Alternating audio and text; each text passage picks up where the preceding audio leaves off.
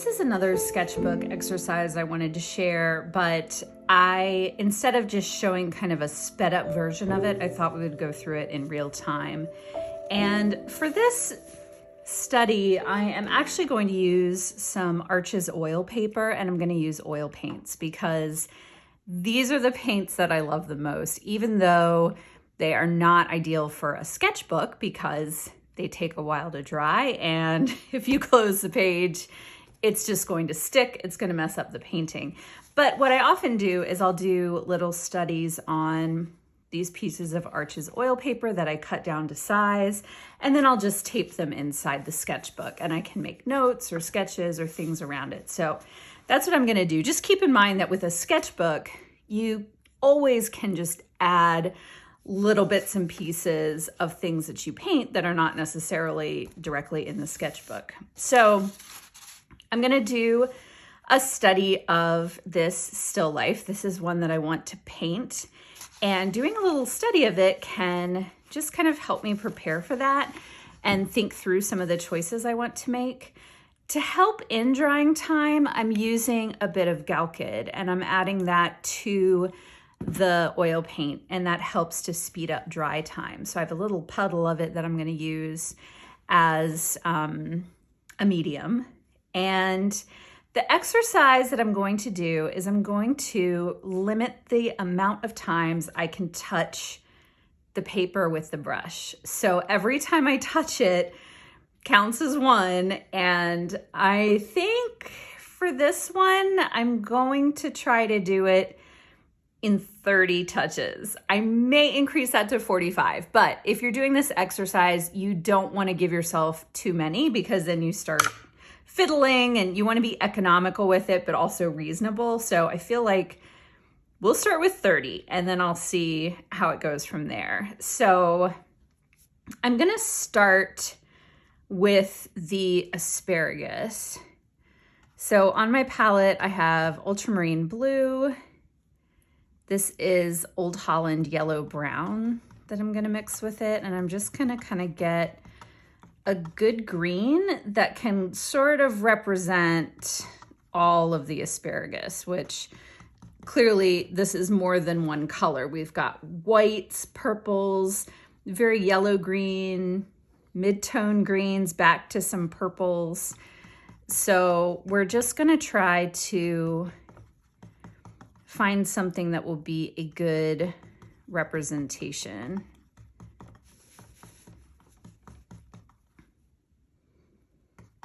I'll make it a little more medium. Okay. So this is all one. My brush is not leaving.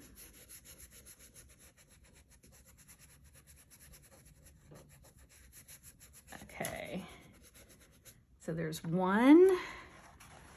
And now I'm gonna get the bowl. And for the bowl, I'm gonna do all sort of maybe a blue-gray tone.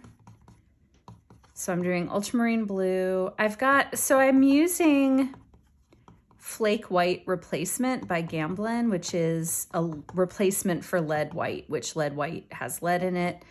So it's toxic. I tend to be kind of a messy painter, so doing the lead white, I use it sometimes, but it's not, I'm just messy.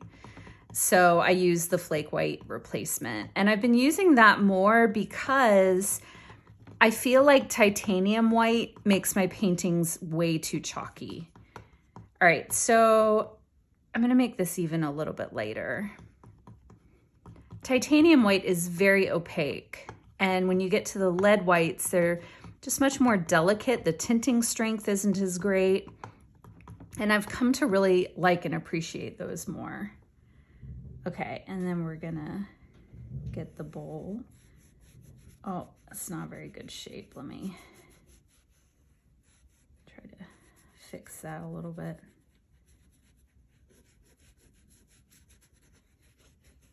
Okay. And then let me try to get some of the lighter bits in there. So we're at 3 right now.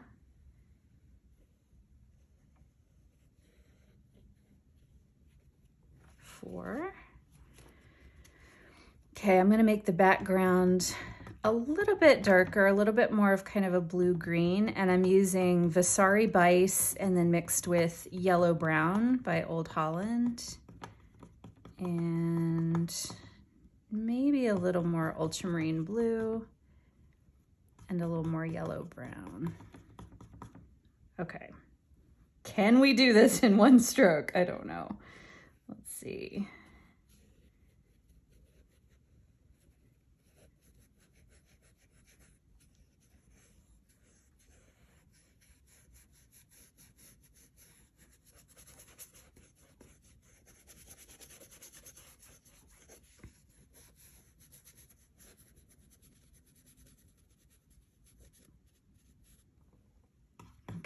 We're gonna have to do more than one. I'm gonna make on the other side just a little bit more yellow, a little lighter. Make sure I get lots of paint on there.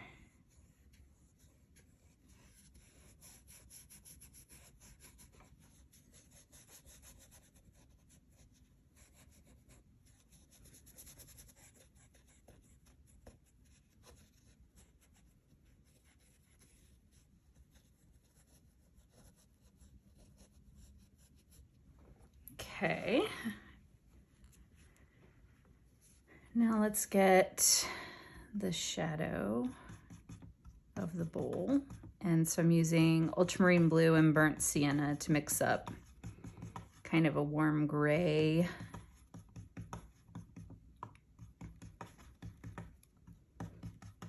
Maybe just a little darker.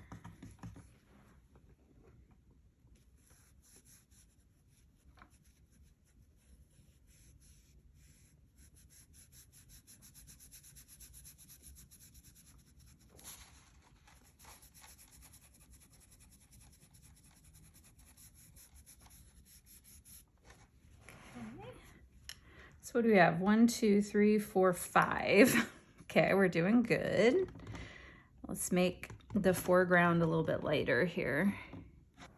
Do this with whatever colors you generally have on your palette. I really like this foundation greenish as just kind of a convenience color. It's by Holbein, but you can always mix it up. You don't have to have all these colors.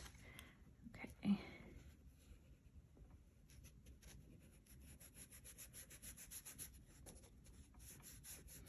So I am making these first few touches very long so that I can get the paint on the canvas, and then there'll be shorter touches once I have it all covered.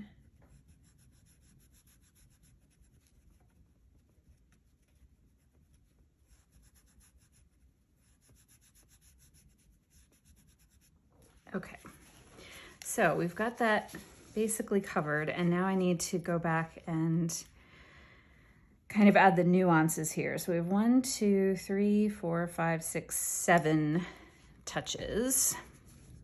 So let's add a little bit of lighter, more yellow shades of green. So I'm adding cadmium yellow and some of the flake white replacement.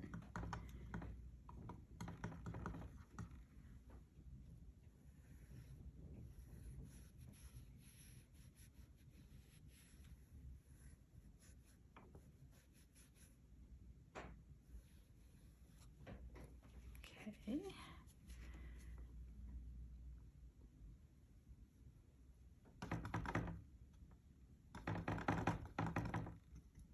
I'm gonna add that darker shadow under the asparagus now, which is tricky because I see the shadows kind of all through there, but I'm gonna try to kind of zigzag my way through here.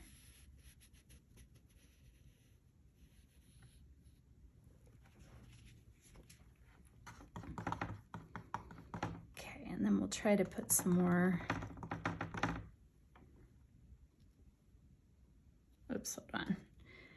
I get a redo on that one. I'm calling it because I didn't have enough paint on my brush. Okay, trying to get this really bright.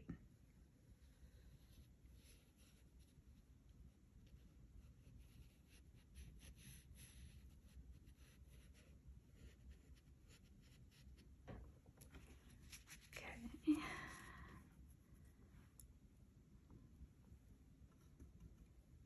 Let's go ahead and play with the blues a little bit.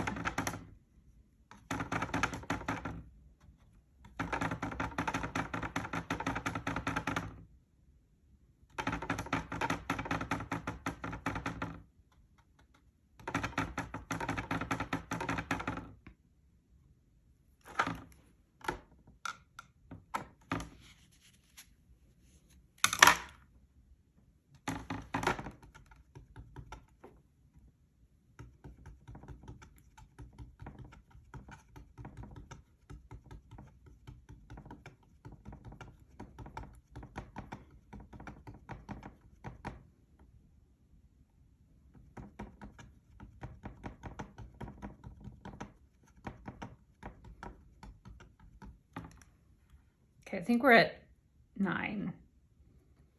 All right, so we'll do 10,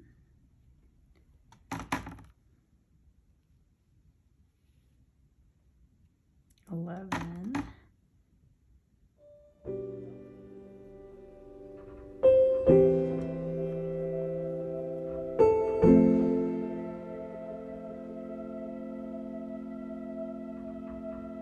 12,